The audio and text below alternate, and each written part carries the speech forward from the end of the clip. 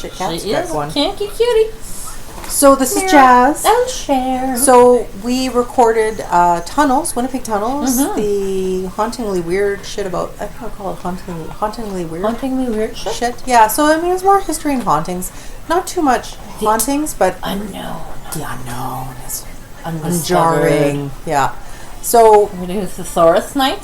Thesaurus? Let's have a thesaurus night.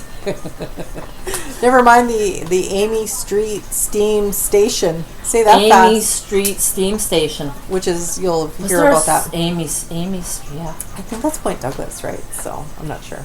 It's like right by the river. Yeah, they for just sure. pumped it right out of the river and there you go. Boiled that shit. That's right. Imagine with your garbage. Little fish. Just kidding. Fry it. Yeah. Fish fry. Yeah.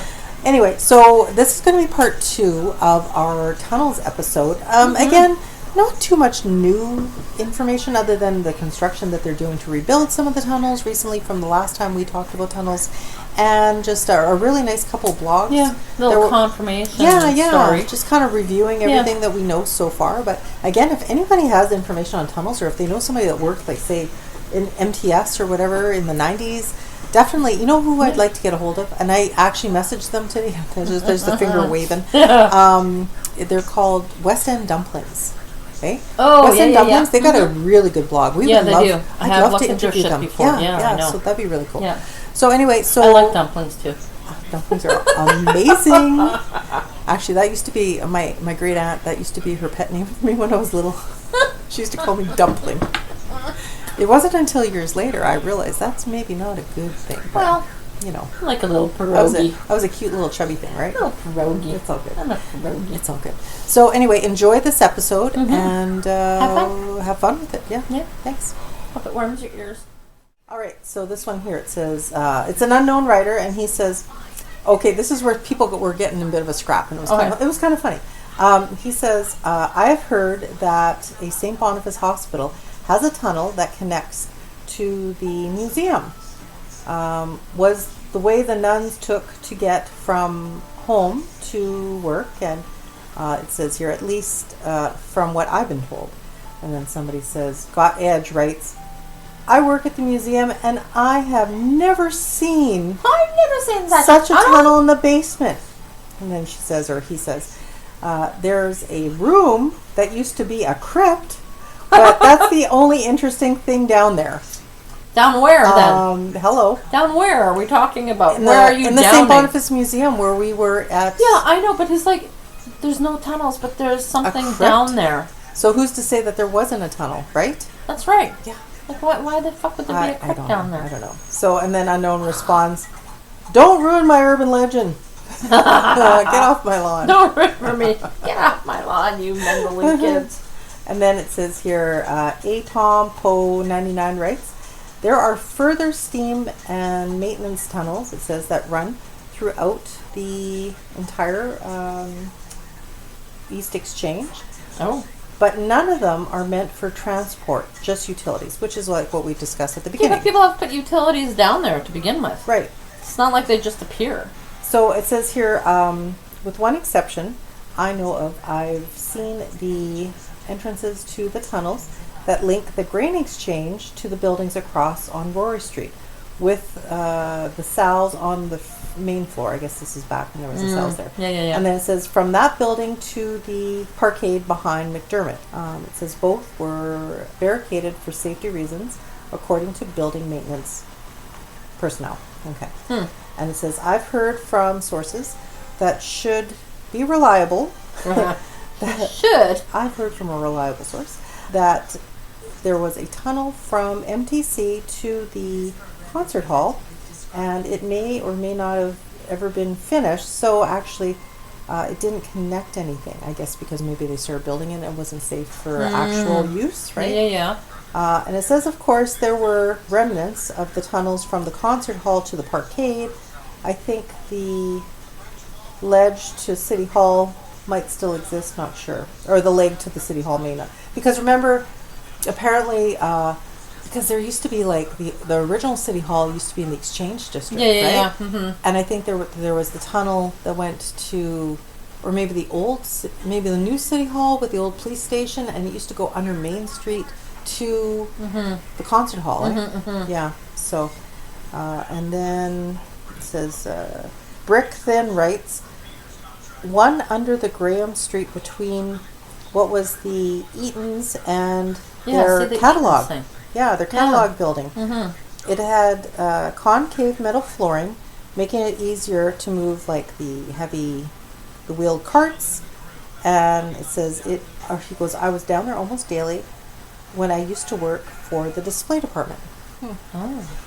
I don't know. But there's City Place and all that kind of stuff. I wonder if that's still kind of there. That's right, too. Or how low it went, right? Yeah. How far down? I know, I'm trying to think. I used to go there all the time when I was younger. It was down far enough. Right. The next part that we have is only a few pages and then we're donezo. This is from our friend Cindy Tugwell at Heritage Winnipeg. So basically, this article is from their blog at Heritage Winnipeg. Tunneling into history, the Amy Street steam heating plant. I've never heard of that before. Tunneling into history. Amy Street steam plant? Where's Amy Street? Where's Amy Street? I think that's in the Point Douglas area. Oh, okay. Yeah. Because I heard there was tunneling over there too. The hell? So I was just looking into the prostitute area. I was trying to find. I found a really old map from. Oh, we'll have to post that. 1884, but I can't find no pipage on it. You know, it'd be that's cool. Isn't it? It's very cool. And you know, it'd be another map to find that would be really cool. All the old creeks, all the creeks that were buried under. That is so cool. Isn't that creepy? I know. There's so many I've seen offshoots. That one too. Yeah, I know. They're all buried under. I know. Anyway, so in this one here, it's about 8 pages, so we'll hush this up, brush this up. So it says, when the weather outside is frightful, turning into the heat inside so it can be so delightful. Over 65 years, hundreds of Winnipeggers have been kept warm thanks to the Amy Street steam heating plant.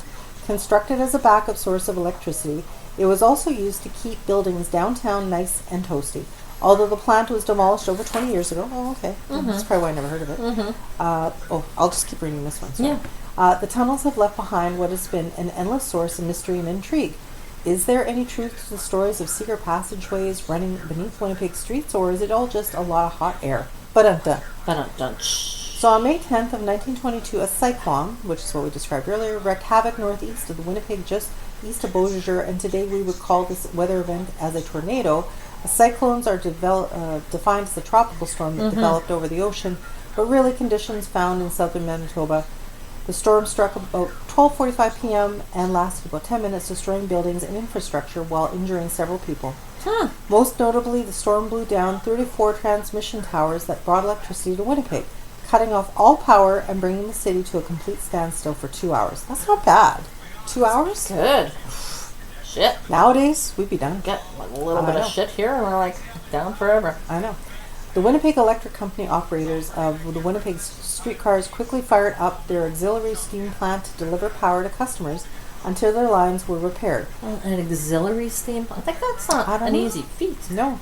But for the many served by the city of Winnipeg's hydroelectric system, which lost 22 transmission towers in the storm, it was nearly 24 hours without power, waiting for a temporary line to be built to bring power to the city. Suddenly, a great black funnel-shaped cloud appeared in the sky, and almost simultaneously, the nightly wind smoot the district. Smoot. S-M-O-T. You down. This is a quote by an observer. This is like 1922. Yeah. That should come back to popular usage. Smoot. In 10 minutes, the storm had passed, leaving a trail of wrecked dwelling houses and barns and shattered towers of electrical power systems of Winnipeg. That was from the Winnipeg Free Press on May 11, 1922. In the aftermath of the event, it was decided that City Winnipeg Hydro should also have a standby plant, a backup source of power for the streetlights, waterworks system, and essential services. This might be with a smoot. You have services and commercial customers ready for when the transmission lines went down. Winnipeg Hydro approached the city to purchase half of Victoria Park at the end of Rupert Avenue. I'm just looking at that picture now. That's Rupert Avenue. Like, what the frig? See? What a quinky-dink. What a quinky-dink right there. That's right. In the district, Exchange District, wanting the land to build its new plant. Located in the heart of the city since 1883, Victoria Park served as breathing space for the working class. Oh, it's breathing space. The Center for Labor Activities included the 1919 Winnipeg General Strike, a rallying point for parades, a site of athletic contests and concerts, while also being used by the police and military. Oh. Small to begin with, the bustling park had already lost some of its real estate for the 1906 James Avenue pumping station, so it was not surprising that the community saw the further loss as criminal. Despite strong public opposition to the location and the offer of several other properties by private individuals, City Council thought Victoria Park would be an ideal, both cheap and convenient, especially if the standby plant was coupled with a central steam heating plant. Steam heating plants were a growing trend in the 1920s and was seen as a way to help offset the high cost of the new standby plant in Winnipeg. Disregarding outcry from the public, as per usual, on February 19, 1923, City Council approved Victoria Park as the location for Winnipeg's hydro standby plant without a single objection. Though only half the park was initially purchased, the second half was bought by Winnipeg Hydro in 1924, replaced by the city with Norquay Park. Now Michael Jean Park, further north along the Red River on Beaconsfield Street. Once the location was secured, no time was wasted in building of the Amy Street steam heating plant. Spare no expense. Nope. Under the direction of Winnipeg's hydro manager, John Glasgow, from sod turning to opening banquet took only 13 months. Wow. Proclaimed to be the greatest plant in the world of its kind. It's like how I just said it. When it opened in June 18th of 1924 with a capacity of 12 megawatts, Glasgow was an electronic enthusiast, even using an electric car. Well, that's interesting. Which made him seem ahead of his time, at least by 100 years. Yeah, no shit. Until you realize the Amy Street steam heating plant was a coal-burning plant replacing a vibrant green space with smokestacks. Despite this, he hailed the steam plant as cheap, clean, and efficient means of heating the city, which should be embraced as a standard public utility, just like electricity. Despite upgrades to the plant in 1953 and 1954, that brought its total capacity to 50 megawatts. Steam was never really the utility of the future Glasgow purported it to be. The plant could have been converted to gas in the 1960s, but continued burning coal and becoming poorly maintained and a heavily polluter. Costing approximately $1.9 million to build, the Amy Street steam plant was an industrial interpretation of Art Deco architecture. A robust brick building, it emphasized the smooth cubes, hard edges, and geometric orientation of the modern Jazz Age style. Ooh, fancy. It's just a big square building, man. Yeah. Above the building would eventually tower 3 great smokestacks, becoming a landmark of the Exchange District for many years. Beyond the bounds of the building, extended a network of of underground pipes used to transport the steam to buildings throughout the downtown. It heated Winnipeg City Hall and Administration Building, the demolished Public Safety Building, the Manitoba Museum, and the Centennial Concert Hall, the Royal Manitoba Theatre Centre, Metropolitan Entertainment Centre, Union Bank Building, and Brick Satellite, to name a few. The tunnels dug to accommodate these pipes have become a part of Winnipeg's lore, with rumors of secret passages downtown being used for all kinds of nefarious activities. While there are actually tunnels under the city, the stories that rise up from them might be a bit exaggerated. Tunnels under the Manitoba Ledge building were supposedly installed so politicians could escape should an angry mob descend onto the building. Not like we've ever seen angry mobs descend on any political buildings in our lifetime. Nope. The tunnels are really there, but they're used to supply heat from the central powerhouse at 219 Memorial Boulevard, which is also connected to the Bond Street Jail. The Winnipeg Civic Auditorium, the Norquay Building, the Woodsworth Building, the old Law Courts buildings. Like, it's kind of like these all are pretty important buildings, like jail and law courts and stuff. Like, not like they'd be shuffling people around there between them, right?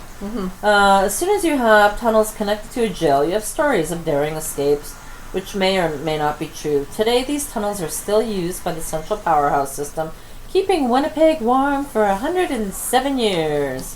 What is the central powerhouse system? Yeah. Like, what the fuck? I've never heard of that. Yeah. It's not Manitoba Hydro. Nope. Along with tunnels for the Amy Street system heating plant, tunnels probably being generous description for the spaces housing pipes, there were also hollows under the sidewalks in the Exchange District. These tunnels provided extra space for the warehouses and in some rare cases allowed goods to be moved between buildings. Very rare. Yeah. Without going outside. Like the tunnel between the Great West Saddlery building and Great West Saddlery warehouse, closed in the late 1980s. The tunnel under what was Susan once Thompson the Bijou drove it into the Theater ground. Anyway. Also held several jail cells left over from when the building was the Manitoba's courthouse. Yeah. Oh, that'd be weird. That'd be cool. Yeah. Mm-hmm. Today, only one sidewalk tunnel remains, located in the front of the Woodbine Hotel. That's how they get their beer deliveries. They get them in the Down? sidewalk. Yeah. Oh, weird. I've seen it. It's cool. That's cool. It is used for beer deliveries. Yeah, it says that. The last time of the subterranean jail cells was seen in the 1970s before Bijou Theater burned down in 79. Aww. It's also rumored that these tunnels in the Exchange District were used for bootleggers to smuggle alcohol during That's what Prohibition. we want to know more about that. Yeah. Maybe there's booze down there, which lasted from 1916 to 1923. Can you imagine finding like an old bottle like in a crevice or something? Oh, I'm sure there is something somewhere. No, I'm kidding. I wouldn't. Some guy that I knew that does what do you call it? Excavation. Like ditch pigging or whatever. You know, he found a whole crate of like. Oh, probably buried. Prohibition. Yeah, shit, right? they were. Yeah. All right. That's your next page, but I'll go next. Oh, you go. So it says a mythical tunnel was said to have connected Winnipeg's Gingerbread City Hall, which was demolished in 1962. Did you see that? They say it was demolished because it was sinking, right? They say that it wasn't level. And that was a beautiful building. The Gingerbread City Hall, it was the first. Actually, it was the second one. I think the first one burnt down. Okay. And it was amazing. So anyway, and the Leland Hotel at 218 William Avenue, which I believe is obviously still there. But it says it was lost to a suspicious fire. Oh, Leland Hotel. Maybe that's the wrong. I think that was on the corner, which is now the Red River. Anyway, so it was lost. It says it was lost to a suspicious fire in 1999, used by city councilors to visit their mistresses at the hotel during the lunch hour. Ooh, oh my, scandalous. Yeah, never mind your drink. That's right. If someone tells you this story, know that they are just blowing smoke. Sure. Anyway, I don't know. I had a friend that worked at the Winnipeg Hotel, and I'd see some people renting rooms for the hour and stuff when I went to go visit that person. Anyway, ew. Yeah, you. Anyway, that was back in the early 90s. Back in the days. Yeah. If someone tells you the story, know that they are just blowing smoke. Finally, there is supposedly a haunted tunnel connecting the steam plant at the Forks, now the CTV TV, to the Union Station and the Manitoba Club and the Fort Garry Hotel. Because we're all about the history and hauntings, right? Yes. Yeah. But it's not haunted, right? Never. Whatever. Of course not. Of course not. Was it used for heating, transporting laundry, carting luggage, sneaking people into the Manitoba Club? Urban legends claim that the tunnel housed a barbershop, restaurant, and a tailor, and I've heard that as well, and is haunted by someone that died there. The prostitute. There are more than familiar with the buildings, say the tunnels that never existed. It was a trench for heating pipe which collapsed over 35 years ago. Oh. There was a tunnel connecting a train station and a hotel in Winnipeg, only it was the Canadian Pacific Railway Station. Specific? I am very specific. And the Royal Alexandra Hotel, which was demolished in 1971 on Higgins Avenue. Yeah. Perhaps someone's story got a little hazy over time. I mean, you could see that. Transporting the luggage and stuff, just like they had with the Union Station to the Fort Garry Hotel. I mean, for sure. Perfectly plausible. Yeah. So at its peak, the Amy Street steam heating plant kept about 700 customers warm during the Winnipeg's frosty winters, but by the end of the 1950s, the building began to disconnect from the steam plant. That's weird. Installing their own gas heating systems, which were far more affordable over time. Maintaining underground pipes carrying steam and upgrading the plants were costly, and only older properties in the Exchange District connected to the steam plant during its final years. Due to rising costs and new pollution regulations, the Amy Street heating plant was closed in June of 1990, with the final 100 plus customers taken offline, leaving 4.3 million square feet of buildings without heat. It then cost another $4 million to abate the asbestos from the building. Oh God! Interestingly, the Amy Street steam heating plants was never once used for emergency power. Well, isn't that just peachy? Well, that's what it was built for. Yeah, never used for I mean, I'm drunk 3 drinks in, and I even remember that part of the story. I know. Hello. Yeah, that was the reason it was built. Like, holy crap. This is a year and a half after the Amy Street steam... Why is that so hard to say? It is, isn't it? Amy Street steam heating plant closed. About 35 buildings in the Exchange District were still left out in the cold. For building owners already struggling to make ends meet, spending tens of thousands of dollars on a new heating system was impossible. Although the heritage community agreed that the plant needed to close, it was a real setback for the built heritage at Winnipeg's Exchange District. Good job, Sher. Causing necessary vacancies and decay instead of revitalization. Well, yeah. Over time, there were a variety of proposals for what to do with the defunct Amy Street steam heating plant. In 1976, a study was done on the feasibility of burning the city's garbage at the plant to produce hot water that could then be used to heat buildings. In 1980, Unitel Communications of Toronto offered to purchase... I don't think that's very sanitary. No. 13,000 meters of pipe along with 120 manholes. Once used to carry the steam from the plant to customers, they could instead be used to run communication lines. And then 1999, there was a grand plan to spend $49 million converting the building into a film studio. Holy snap. Holy. That's a lot of money. That is a lot of money. You could build a new building for what that's worth. Yeah, no shit. It says, while the Amy Street steam heating plant was once on the city's inventory of historical buildings, all of these plans vaporized and the building eventually demolished. Well, yeah, because it had asbestos. You can't sustain it at that point. How much money do you think it would have cost to like abate the asbestos or whatever from there? Yeah. And then that.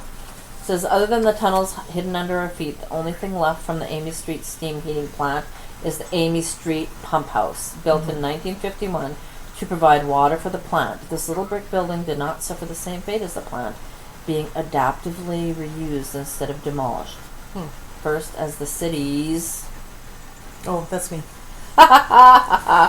We're so smooth. Cities. Transition. Smooth, man. Yep. Harbor Master building used by the Winnipeg Police River Patrol and later becoming the trendy Saibo Waterfront Cafe. While the Amy Street steam heating plant, yeah, that's hard to say, isn't it? I know. Has vanished into thin air, people still go full steam, but ahead searching dark corners of the basements of Winnipeg's heritage buildings, hoping to uncover a hidden entrance into our city's buried past. So there's the history and the hauntings. That's what we're all about. So that was pretty cool. Thank you to Cindy Tugwell. We borrowed your story. Yep. Check out their blog at Heritage Winnipeg. So cool, especially with upcoming the Doors Open Winnipeg. That's so cool. At the end of May. Yeah. Yeah. So this is the next little piece to our tunnel. We're going to have to make this 2 episodes, so we'll have to do an intro now to it for the second part. So, but this is cool. From another blogger known as A Girl Without Fear. Oh. Keep Winnipeg weird too. The Tunnel of Beer. Ooh, let's go there. I like where this is going. So Winnipeg has a weird history of underground tunnels in a city that spends 9 months a year covered in endless winter. I could imagine how a tunnel connecting buildings and heated with steam could be a wonderful alternative. The Pantages Theatre had an attempted tunnel to the City Hall that had been planned but ended in the sand room in the later basement. Oh, okay. The University of Manitoba has a network of tunnels that connect most of the major buildings to one another. Yep. The bit between the Fletcher, Liz Defoe Library and Duff Roblin are particularly scary, as does the Health Sciences Center and Downtown building, which we've heard of before. Yeah. However, I've heard about weird rumors about the underground tunnels that have... My cat. Is it your cat? Yeah. Okay. Keep reading. All right. That have been out of use since at least the 40s, like the 1940s, located in the older parts of Winnipeg, connecting the oldest buildings in the city. The Free Press did an article a few months back gathering the various hearsay and rumors about these tunnels, focusing on the tunnel system that supposedly connects most of the buildings in the Exchange District. And then she goes on to say, in my research, I found mention of a tunnel that connects the Fort Garry Hotel to the Manitoba Club and the Union Station, again, which we know. The Fort Garry was one of the first major tunnels in the city due to its proximity in the rail station. It has had guests of very high statuses. Charlie Chaplin, however, stayed in the Windsor Hotel down the street when it was in Winnipeg, when he was in Winnipeg. From what I gathered, the Fort Garry Tunnel was used to transport guests to and from the hotel in the winter, and also used to get dirty linen to the hotel from the... Dirty linen, that's what they call it. From the Hookers Club. From the hookers. I also read various accounts of the tunnel being used illicitly to secretly transport prostitutes. There we go. Ding, ding, ding, ding, ding, ding. From the train station to the Manitoba Club. No shade. Do what you gotta do. With the tunnel being haunted by prostitutes strangled and walled up down there. Yeah. Security guards at Union Station can't say for sure the tunnels exist, as the basement of the station is a labyrinth of entry points that have been out of use for a while. If the tunnel is there, it's been closed up for years and may be flooded. Oh, that's true too, and unusable. Sure. Yeah. The exchange tunnels are the ones I hear the most about. Their primary use was for transporting goods in the winter, and may also have been used to transport booze during Prohibition. These have also been boarded up, with the only entry point being still used as a storage area that opens to the street near Main and Bannatyne. These tunnels were used by Al Capone. I told you during the time in Winnipeg. Yes. Yeah. I want to know more about that. I know. The tunnel system I was most surprised was the one connecting the ledge with Vaughan Jail. It was used to supply steam heat from the power plant between the jail and the ledge, as well as power the elevators within the legislators. Later, it was used to transport mail by air tube. Oh, those things. Those are so cool. Sure. It was also supposedly used to allow politicians to escape angry mobs during the Winnipeg strike. Like the other tunnels mentioned here, it's locked down to the public. There are loads of underground secrets in Winnipeg that I couldn't find any information on. I know. I've heard a lot about an old movie theater under the Radisson Hotel on Portage, as well as a pool hall. I've been there. And a second bar under the Windsor Hotel that was used during Prohibition.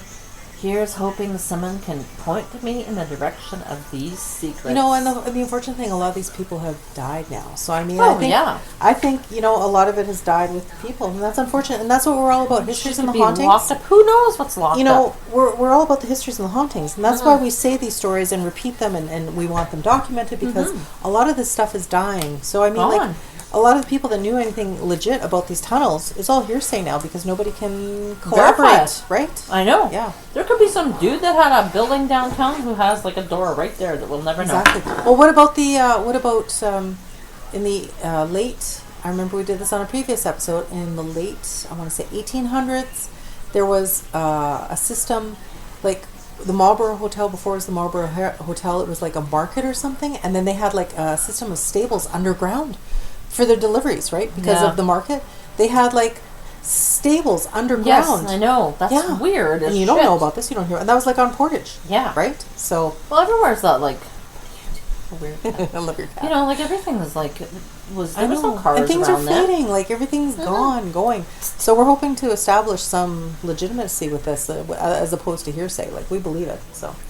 We're being invaded by cats. Yep. Both of them. All of a sudden. Hi, twerk. In saying that, we're going to make 2 episodes out of this one, because it was kind of long today, but that's cool. Yeah. Like, this is what we're about. Thank you for listening, as always. Thank you for everybody that's reached out to us. Like, we love you guys. Like, sharing the ghost love. I want to thank you. Thank you for being a friend. They're remaking Golden Girls. Did you see that? What an atrocity.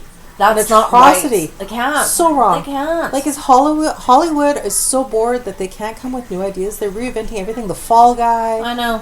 Everything. Like, they're just reinventing. Can't do that. No fresh ideas, can't do that. No. It's got to be a new Sacrilege, idea. right? Yeah. That's bad. What's the other one? Roadhouse? Don't. No, don't. Blasphemy. I know. Damn Terrible. It. I know. So, anyway, May 30th, our first inaugural night, Spirits with Spirits. Inaugural. Did I say that right? Yes, you did. That's going to be at the Little Brown Jug. Thank you so much. Thank you so much for Chelsea at Ravens End Books, who basically instigated this. Good for you, girl. Instigator, you. You instigator.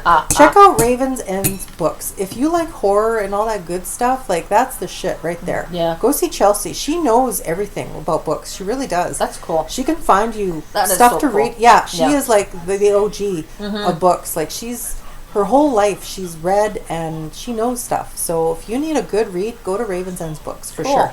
Tell her Jas and Sher sent you. And thank you again to Ashley from Paranormal Group. We've been working with them a lot lately. So those are going to be the partners in crime. Chicks. The trifectas, the Winnipeg Paranormal Group, the Raven's End books, and yours truly. Giving Up the Ghost podcast. There you go. So check us out May 30th, Little Brown Book. You did it again, the Little Brown Book. It's the Mai Tai. Check us out at Little Brown Jug, and it's ghost story telling night. So come on down, share some stories with us. We'd love to hear it. And booze. Yeah, Spirits with Spirits. I know, right? So we got a peace out on this one. Thank you for listening. Where do people find us, Sher? Givinguptheghostpodcast at gmail.com. Shosheshi. And listen to us wherever you can find podcasts. Interact with us. Tell us your ghost stories. We are mostly on Facebook. We like, no, don't eat my dip. Territorial. Thank you for listening to us. Thank you for all the followers. We're up to 1,700 on Facebook. Get away, you dumb shit. Not you. You're good. And live everywhere. Live every day. Live everywhere. Everywhere. Under the couch, under the table. In the bathroom. Live every day like it is your last. But never give up the ghost. Never give up the non-judgments. Oh no.